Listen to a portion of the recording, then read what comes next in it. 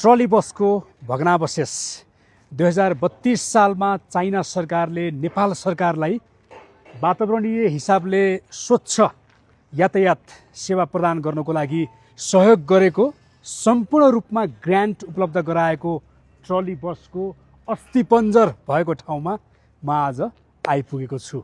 मैले यो भिडियो किन देखाइराखेको छु भने सबै नेपाली जनताले देख्ने गरी अझ नयाँ पुस्तालाई त थाहै छैन नेपालमा ट्रली बसको सेवा थियो भनेर। यो चाहिँ सबैले थाहा पाउनुपर्छ र यहाँभन्दा अगाडिका सबै प्रधानमन्त्री, मन्त्री, शासक, प्रशासकहरूले पनि एकतालि देखुन्।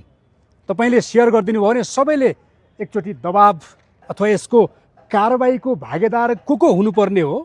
नेपालमा जहिले पनि विदेशी दात्री निकायले दिएका सम्पत्तिहरूलाई केही समय नयाँ छौन्जेल भाँडो त्यसपछि ठाडोको रूपमा यसरी अव्यवस्थित तरिकाले कमजोर व्यवस्थापकीय क्षमताको कारणले यो हविगत बनाएर प्राय सबै परियोजनाहरू अहिले बन्दको हालतमा छन्।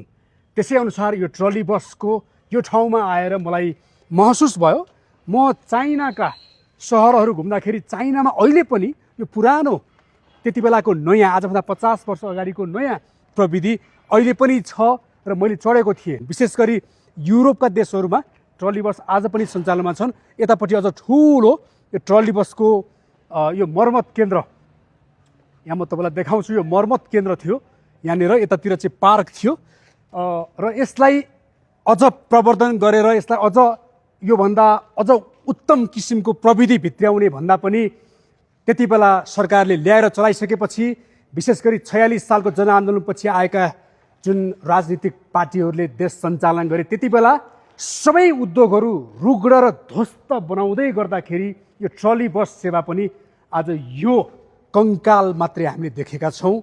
विश्वका अरू विकसित देशहरूमा उच्च प्रविधि प्रयोग गरेर आज मेट्रो अझ बुलेट ट्रेनहरू सञ्चालन भइरहेका छन्।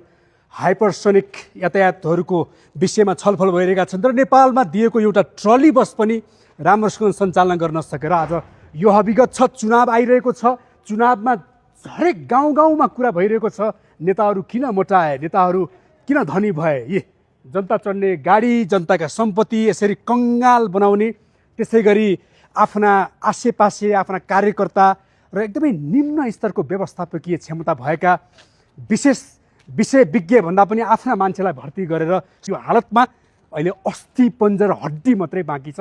गाउँ गाउँमा प्रश्न सोध्नुहोस्, तपाईँहरूले फेरि उद्योग खोल्नुहुन्छ कि खोल्नु हुँदैन, तपाईँहरूले डुबेका हाम्रा परियोजनाहरूलाई फेरि पुनर्जीवित गर्नुहुन्छ कि गर्नु हुँदैन, हाम्रा आय आर्जन र रोजगारीको लागि नेताहरूसँग के खालको आर्थिक एजेन्डा छ, तपाईँहरूले निडर भएर प्रश्न सोध्न आवश्यक छ।